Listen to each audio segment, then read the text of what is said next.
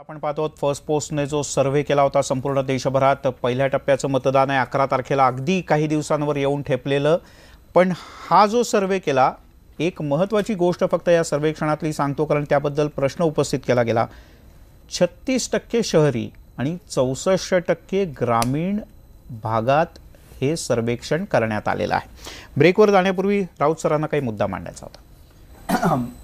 मला मुद्दा एकदम वेगळ्याच विषयावरचा मांडायचा आहे. तो म्हणजे आपण मगाशी सांगितलं त्याच्याप्रमाणे तुम्ही सांगितलं की सैन्य दलाबाबत 73 पॉईंट काहीतरी टक्के लोक हे समाधानी आहेत. पंतप्रधानांबद्दल 68% लोक समाधानी आहेत. न्यायालय व्यवस्थेवर काही लोक आहेत आणि संसदेवर 60% आहेत. ही खरं म्हणजे बहुमताची आकडेवारी दिसते, परंतु मला ही खूप चिंतित करणारी अशी आकडेवारी असं वाटतं. याचं कारण या देशाची सुरक्षा आपले तुमचे आमचे आणि आपल्या सगळ्या प्रेक्षकांचे प्राण ज्यांच्यावर अवलंबून आहेत त्या सैन्य दलाबद्दल जर 73% लोकांना जर का विश्वास वाटत असेल तर मला असं वाटतं याबाबत काहीतरी निश्चित विचार करणं गरजेचं आहे. एक तर गैरसमज पसरवले जात असणार किंवा मी सर्वेक्षण चुकीचं असं म्हणत नाही, परंतु काहीतरी वेगळे ह्याच्यामध्ये केलं जायला पाहिजे. प्राईम मिनिस्टरबद्दल मला काही म्हणायचं नाही, न्यायालयाबद्दलही मला काही म्हणायचं नाही. आणखीन चिंतेची बाब माझ्यासाठी संसदेबाबत फक्त 60% लोकांना विश्वास आहे. ही गोष्ट सगळ्यात जास्त चिंतेची. या देशाच्या लोकशाहीचा प्राण हा जर का संसद असेल तर या संसदेवर 60% लोकांचा विश्वास आहे. याचा अर्थ 40% लोकांचा विश्वास नाही किंवा ते उदासीन आहेत असं दिसतंय. ही गोष्ट लोकशाहीच्या दृष्टीने खूप घातक आहे. या देशामध्ये मतदान तुम्ही गेल्यावर तसं बघितलं, मतदान 70-75% होतं. याचा अर्थ असं नाही की हे लोक मतदान करत नाहीत, त्यांनी मतदान केले आणि तरी त्यांचा संसदेवर विश्वास नाही. या गोष्टीचा राज्यकर्त्यांनी आणि बाकीच्या मंडळींनी विचार केला पाहिजे. एकच आणखीन मुद्दा सांगतो की लोकटा मंदिरांबद्दल 25% लोकांनी नापसंती व्यक्त केली आणि GST बद्दल 21% लोकांनी नापसंती केली. ही साधारण 20 ते 25% म्हणजे पाव प्रजा ही याच्याबद्दल नाराज दिसते.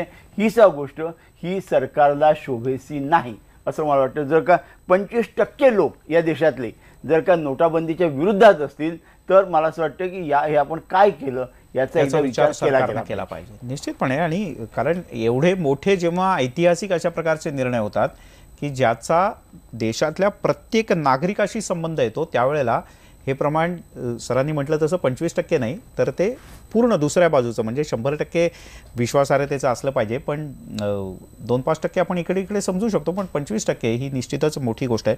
पुढच्या वेळेला मोठे निर्णय करताना सरकारला अधिक लोकांना विश्वासात घेऊन करायला लागतील. एक महत्त्वाचा विषय या सगळ्या निवडणूक प्रचाराच्या दरम्यान सातत्यानं येतोय, म्हणजे तो खरं तर निवडणुका लागायच्या आधीपासून यायला लागला आहे, आणि तो म्हणजे राफेलचा. या संदर्भात एक प्रश्न आम्ही लोकांना विचारला या सगळ्या, आणि काय उत्तर आलं पाहूया.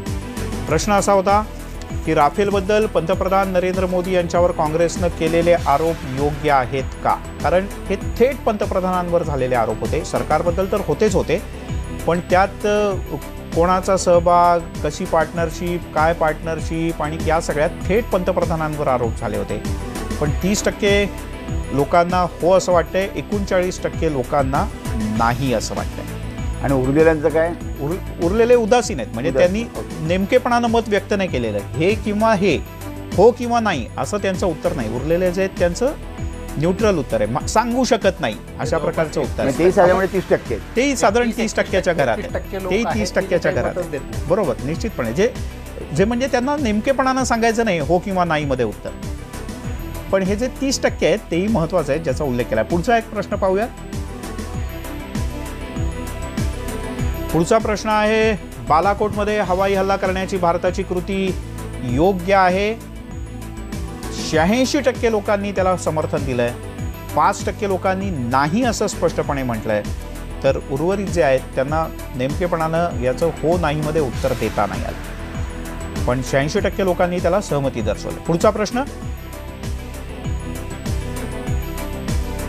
अलीकडचा पाकिस्तानचा प्रश्न हा मोदी सरकारनं कशा पद्धतीनं हाताळला? त्यावर जबाबदारपणानं असं 63% लोकांना वाटतंय. 24% लोकांना असं वाटतंय की घाईघाईत हाताळला. आपण जे न्यूट्रल राहिलेले आहेत त्यांचंही गणित जर का पकडलं तरी सुद्धा चांगल्या पद्धतीनं हाताळला, जबाबदारीनं हाताळला असं अनेकांना वाटतंय. यानंतर पुढचा प्रश्न, पुलवामा अतिरेकी हल्ल्याचा बदला घेण्यामागे मोदी सरकारची प्रेरणा काय होती? कारण त्याच्या मोटिव्हबद्दल सुद्धा विरोधकांनी आणि आपण चाय पे चर्चा करताना गल्लीच्या नाक्यावर सुद्धा प्रश्न उपस्थित आपल्यापैकी अनेकांनी केले होते. राष्ट्रहित असं म्हटलं 68% लोकांनी, पक्षहित असं म्हटलं 20% लोकांनी आणि मोदींची स्वतःची प्रतिमा असं 12% लोकांनी म्हटलं. आणि शेवटचा प्रश्न, आणि मग आपण प्रत्यक्ष चर्चेकडे वळूयात, प्रतिक्रिया घेऊयात. हे प्रश्न पाहिल्यानंतर आणि याची उत्तर पाहिल्यानंतर कदाचित हेमलताताई आणि अंकुश काकडे यांना काही वेगळं वाटत असेल. पाकिस्तानची युद्धजन्य परिस्थितीच्या बद्दल तुमचं मत काय?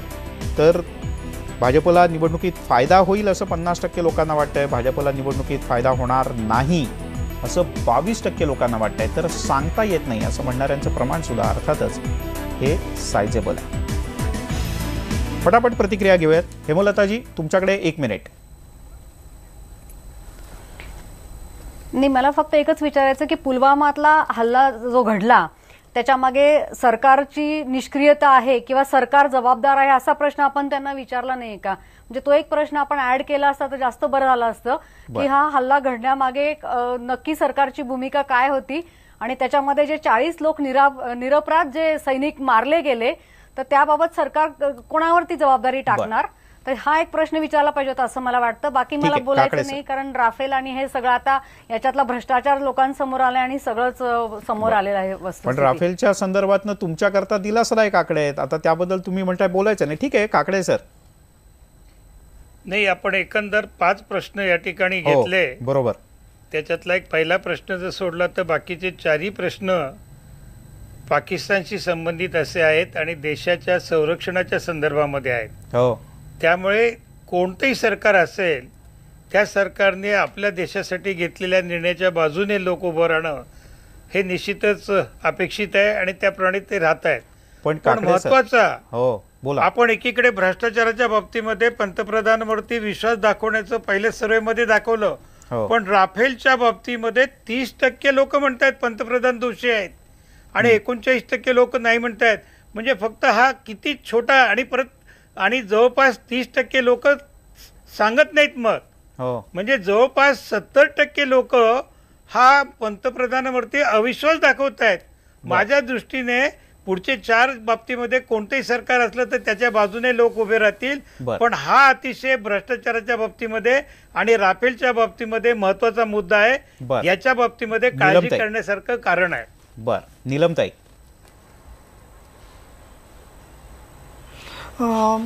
एक तर असं आहे की संपूर्णपणे भारत देशभर म्हणजे तुम्ही सर्व अनेक जिल्ह्यांमध्ये आणि अनेक कॉन्स्टिट्युएन्सीमध्ये हा सर्वे घेतलेला आहे.